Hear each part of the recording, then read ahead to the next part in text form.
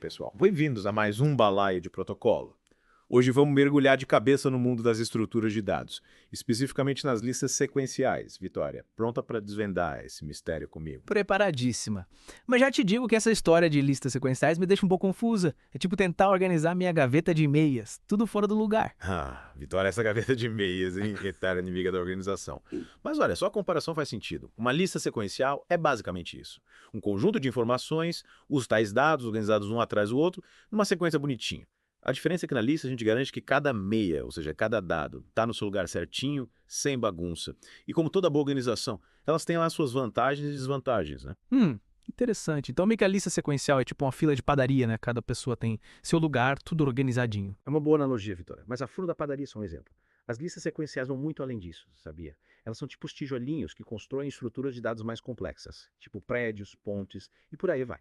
E aí, pra gente entender melhor essa estrutura toda, queria chamar o nosso experto no assunto. Ele vai nos ajudar a desvendar os mistérios por trás das listas sequenciais e mostrar como elas funcionam na prática, preparada para desvendar esse universo. Com certeza. Tô curiosa para saber como essas listas impactam o nosso dia a dia. A gente usa sem nem perceber, né? Exatamente. E para te mostrar isso na prática, vamos começar com uma pergunta.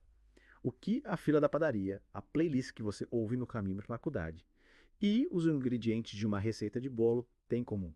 Hum, deixa eu pensar. Todos eles têm uma ordem específica, né? Não dá para misturar tudo.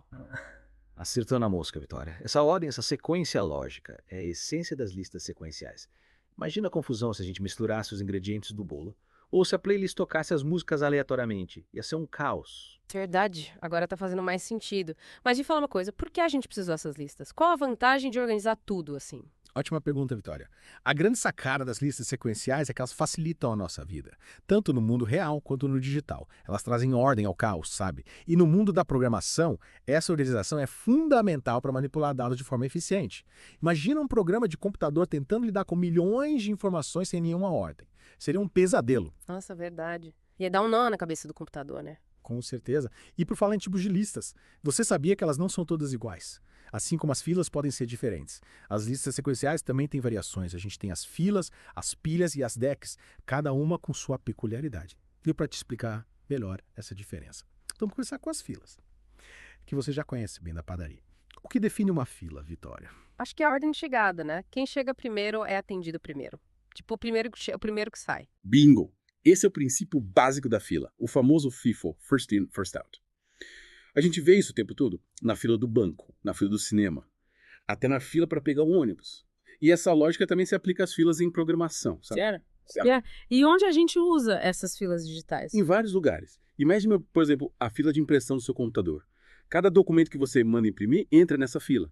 E a impressora vai processando um por um, na ordem que eles chegaram.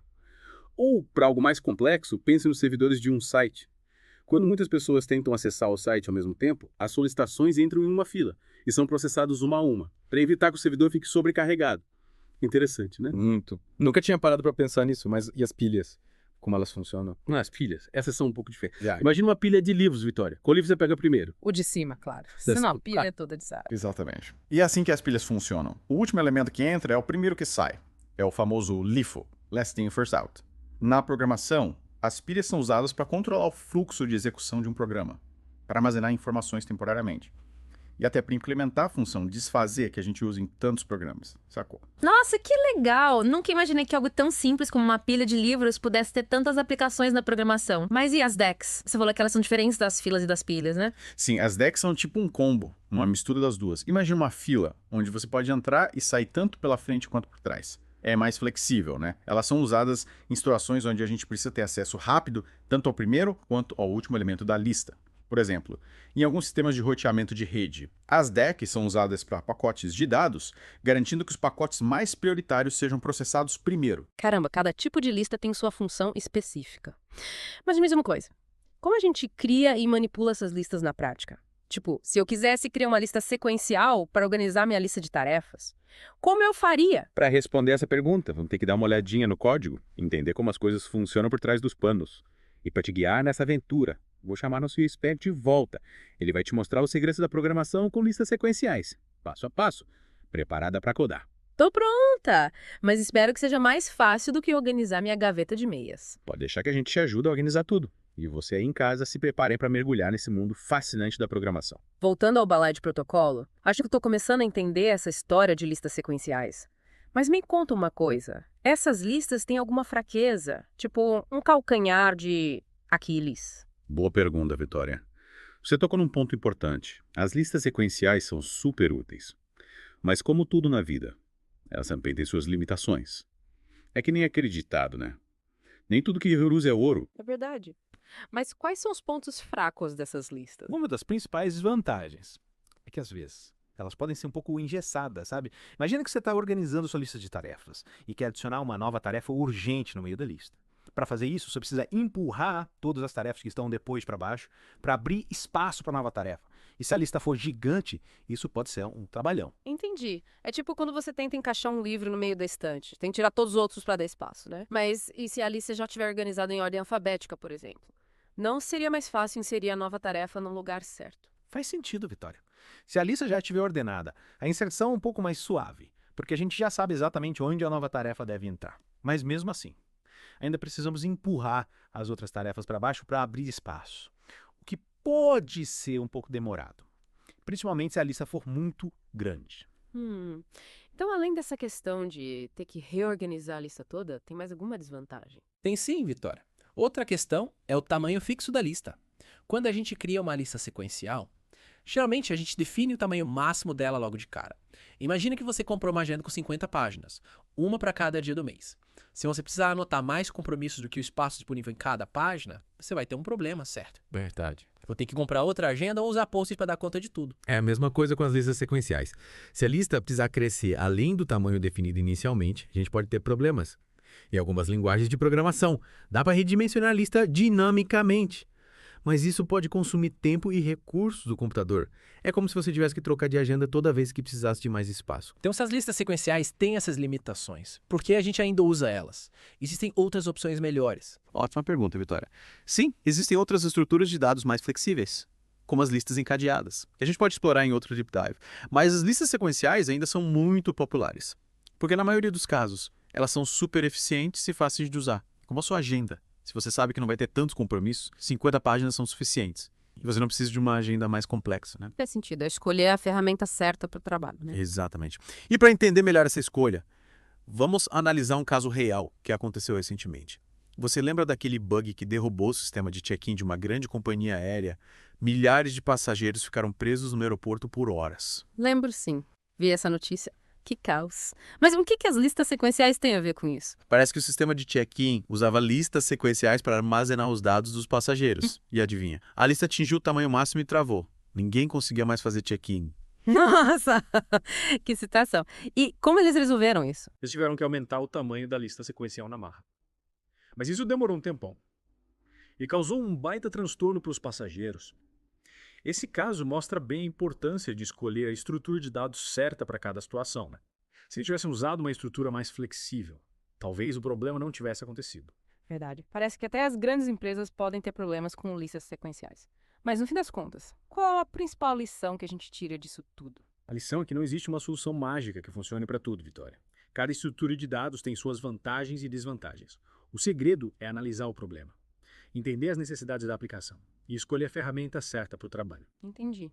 É tipo escolher entre um martelo e uma chave de fenda, né?